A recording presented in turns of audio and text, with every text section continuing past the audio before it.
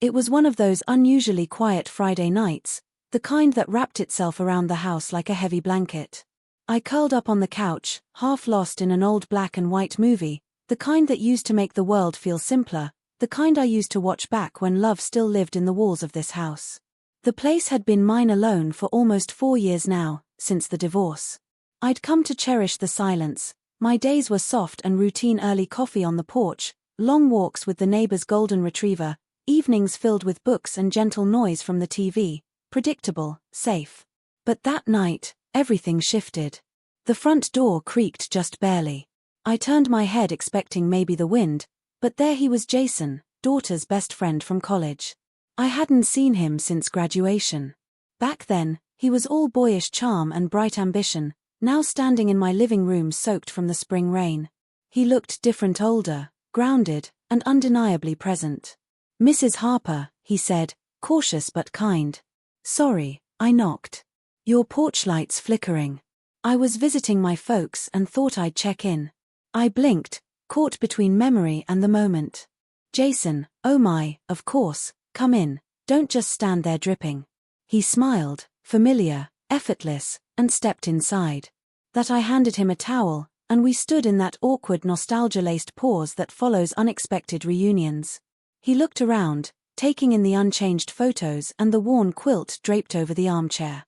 "You look great," he said, softer than I expected. "Really, it's good to see you." I laughed, brushing a silver strand of hair behind my ear. "Flattery after all these years."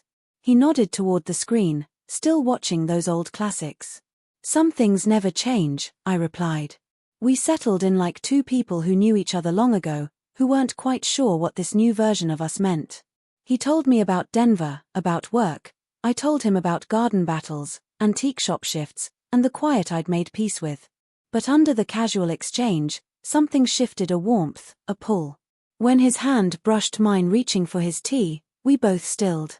The touch lingered too long to be an accident, too brief to be anything else. His eyes met mine, and something electric passed between us.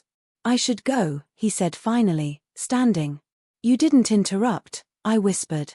"It was nice." At the door, he paused. "Can I stop by again before I head back?" I didn't hesitate. "I'd like that." And just like that, the air in the house changed. The movie played on, but I barely saw it. Something had opened in me, a door I hadn't dared touch in years. The next morning, I lingered over my coffee, his visit replayed in my mind, the smile, the quiet intensity, the way his presence had filled the room so effortlessly, that I told myself it was nothing, just a kind guest, just an old connection. But it didn't feel like nothing to me. By the time I was sweeping out the garden shed to distract myself, my mind was still with him. And when the knock came again that evening, my heart knew before my feet moved. Jason stood on the porch holding a paper bag. "Hope it's not bad timing," he said. "Brought some of my mom's bread. Figured it might go with that soup I smell." "Perfect timing, do that." We ate by the window, talked like we were catching up on more than just years, like we were discovering each other anew. "You've got this way of telling stories," he said. "It's calming. I miss that." Later, in the living room, we sat closer. The jazz played low, and then he asked it, "Do you miss it being with someone?" I swallowed hard. I missed the company, the feeling of being seen. He looked at me, not just politely, not out of nostalgia, but with real steady clarity. "I don't think anyone could ever overlook you." We didn't touch, but everything changed in that moment.